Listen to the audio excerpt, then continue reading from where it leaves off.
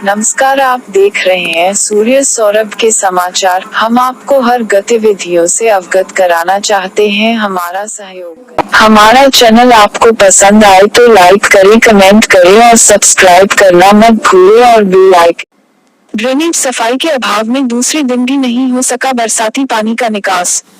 सरदार शहर, शुक्रवार सायं हुई मानसून की पहली बरसात से बाजारों में भरा पानी दूसरे दिन भी निकास नहीं हो पाया, जिसके चलते कुछ व्यापारी अपने प्रतिष्ठान नहीं खोल पाए और संपूर्ण यातायात बाधित रहा। कस्बे के मध्य बनी ड्रेनेज व्यवस्था की समय पर नगर पालिका द्वारा सफाई नहीं करवाए जाने की पोल खुल गई है। करीब 2 किलोमीटर लंबी ड्रेनेज सफाई नहीं होने कारण यहां वार्ड नंबर 4 में बनी गेनानी तक पानी निकास नहीं होता, जिसके कारण गिन्यानी पर लगी मोटरें पानी को कस्बे से बाहर वाली नाली में नहीं फेंक पाती, जबकि ड्रेनेज की सफाई के लिए लाखों रुपए के ठेके दिए जाते हैं, लेकिन ठेकेदारों द्वारा ड्रेनेज की मामूली सफाई कर अपना बजट उठा लिया जाता है, जिसके कारण जनता को यह परेशानी हर वर्ष उठानी पड़ रही है। जबकि 10 वर्ष पूर्व अपनी योजना द्वारा मुख्य गेनानी पर 2 35 हॉर्स पावर एवं एक 100 हॉर्स पावर की मोटर लगाकर एवं 1.5 हॉर्स पावर का जनरेटर लगाया गया था, जिससे कस्बे का पानी तुरंत निकास हो सके, लेकिन नगर पालिका प्रशासन की लापरवाही के चलते आज के नाली पर केवल एक मोटर चालू रहती है, वो भी जब तक बिजली है तब तक। बिजली जाने पर मोटर बंद हो जाती है। इस समस्या को लेकर हर वर्ष व्यापारियों का आक्रोश नगर पालिका को झेलना पड़ता है, फिर भी नगर पालिका और प्रशासन द्वारा इसका कोई ठोस हल नहीं निकाला जा रहा। यह तो मानसून की पहली और हल्की बरसात है। जब मानसून की भारी बरसात होगी और उससे बाजारों में दुकानदारों की दुकानों के अंदर पानी जाएगा और व्यापारियों को माल का नुकसान उठाना पड़ेगा, उस वक्त व्यापारियों का आक्रोशित होना लाजिमी होता है। आक्रोशित व्यापारी नगर पालिका ईओ और प्रशासनिक अधिकारियों का घेराव करते हैं, तब केवल आश्वासन के और कुछ नहीं मिलता। इस विकट समस्या से तब तक निजात नहीं मिलेगी जब तक संपूर्ण ड्रेनेज की सफाई नहीं करवाई जाती। इस कार्य के लिए नगर पालिका द्वारा हर वर्ष लाखों रुपए का बजट पारित किया जाता है, फिर भी यह समस्या यथावत ही रहती है। गत 20 वर्षों से नगर पालिका के चुनाव में यह समस्या प्रमुख मुद्दा होती है और कांग्रेस और भाजपा दोनों ही प्रमुख पार्टियां इस मुद्दे को टारगेट बनाकर चुनाव लड़ती हैं, तथा इसका पूर्ण हल करने की अपने अपने घोषणा पत्रों में प्राथमिकता देती है, लेकिन चुनाव होने के बाद दोनों ही पार्टियां इस मुद्दे को भूल जाती है। दोबारा जब चुनाव नजदीक आते हैं तब दोनों ही पार्टियां इस मुद्दे पर सक्रिय हो जाती है, लेकिन चुनाव के बाद इस कार्य पर चर्चा ही बंद कर दी जाती है।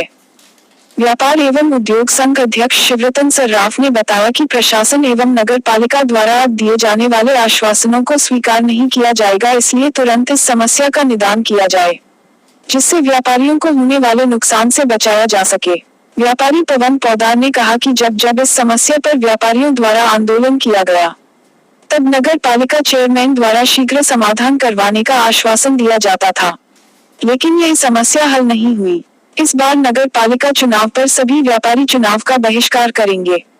प्रतिष्ठित व्यापारी रौनक कंदोई ने आक्रोश व्यक्त करते हुए कहा कि आगामी नगर पालिका चुनाव में व्यापारी बहिष्कार करेंगे।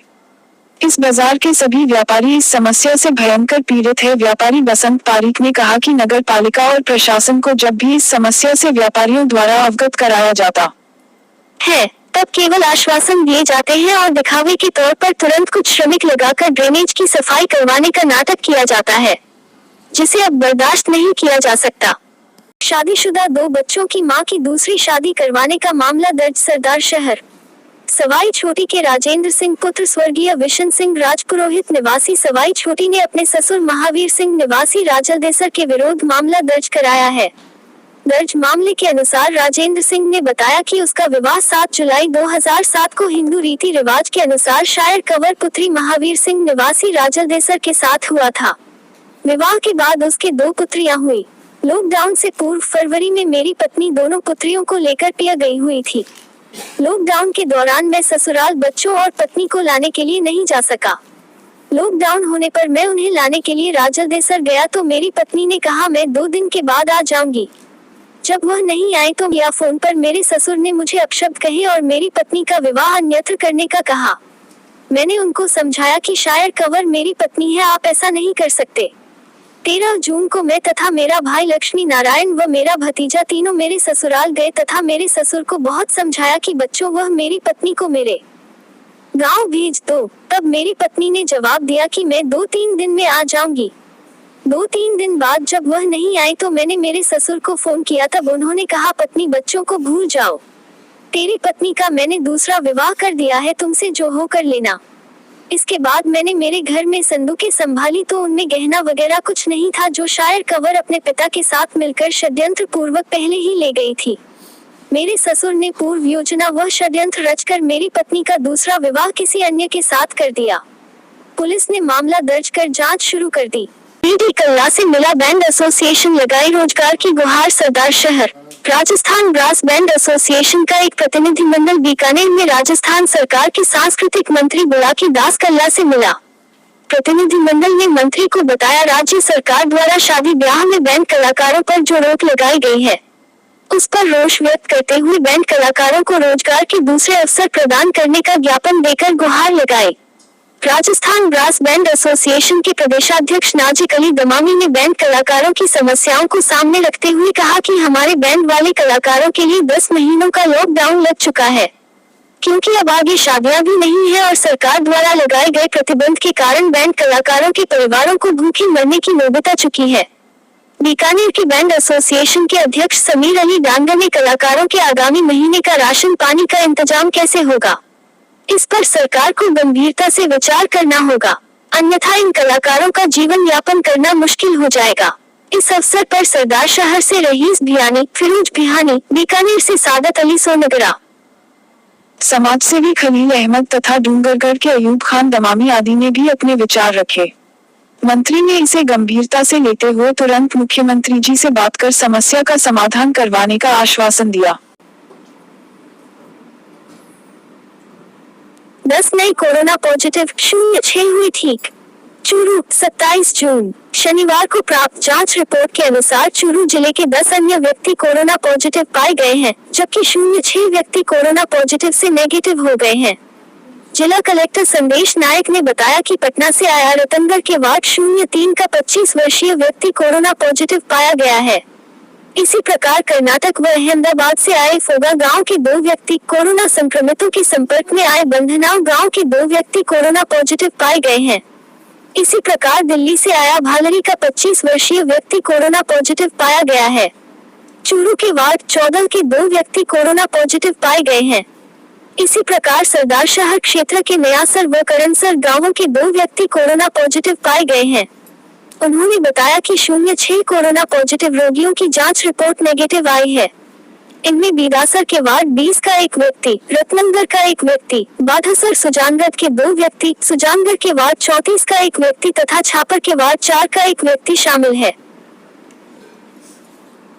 जून खारियाबास गांव के छगनलाल स्वामी के सुपुत्रों सुनील और गोविंद के शादी समारोह में युवा भारत की मातृभूमि अभ्युदय इकाई भगत सिंह नवयुवक मंडल संस्थान के योगाचार्य नरेंद्र भारतीय के सानिध्य में अन्न जागरूकता अभियान चलाया गया और थाली में झूठन नहीं छोड़ने की शपथ दिलाई गई। सभी उपस्थित जनों यथा ओम प्रकाश शास्त्री, संदीप पहलवान, Rakesh boxer, Ravi Prakash, Suresh Jakhar, Surtaram, Ramdhan talks, Vijay Kumar, BLO, Ashok Kumar स्वामी, विपुल फगेड़िया, रिचपाल पहलवान आदि ने शपथ ली और ऐसे अभियान की सराहना की।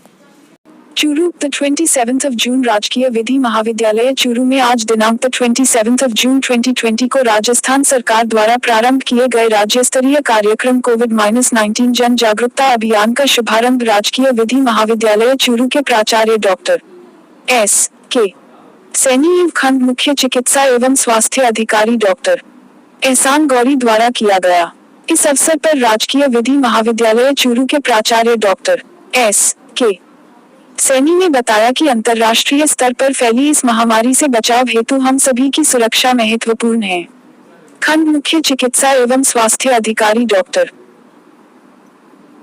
एहसान गौरी ने कहा कि 21 जून से 30 जून तक चूरू में कोरोना वायरस से बचाव व रोकथाम हेतु कोविड-19 जन जागरूकता सप्ताह का आयोजन किया जा रहा है, जिसमें विभिन्न कार्यक्रमों के माध्यम से आमजन को कोरोना से बचाव एवं जागरूकता का संदेश दिया जा रहा है। जन जागरूकता अभियान के शुभारंभ अवसर पर राजकीय विधि महाविद्यालय चूरू के प्राचार्य डॉक्टर S.K. सैनी, खंड मुख्य चिकित्सा एवं स्वास्थ्य अधिकारी डॉक्टर एहसान गौरी, सहायक आचार्य धीरज सक्सेना, डॉक्टर राकेश कुमार, छात्र नेता सद्दाम हुसैन, छात्र संघ अध्यक्ष विशेष गुजार, छात्र संघ महासचिव मनोज सैनी, सुनील सैनी, बीपीएम ओम प्रकाश प्रजापत, बीएएफ गजेंद्र चौहान, प्रशांत सैनी, अरविंद देपालसर, सुजान सिंह, पवन कुमार इत्यादि उपस्थित थे।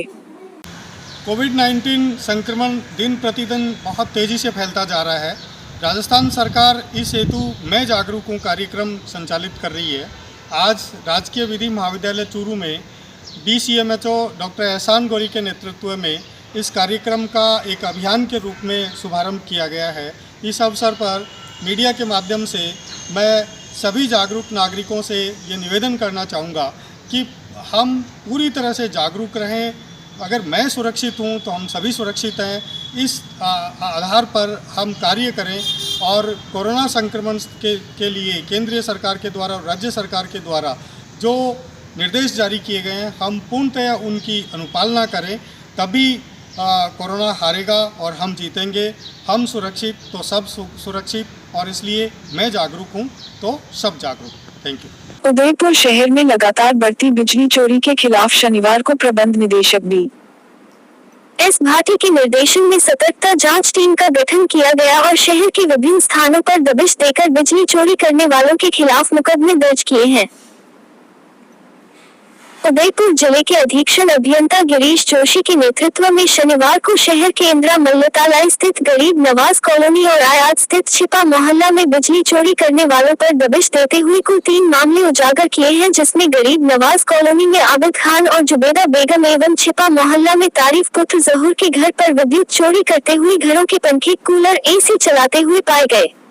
तीनों मामलों में रिमोट से मीटर को बंद चालू कर बिजली चोरी करने का मामला सामने आया है।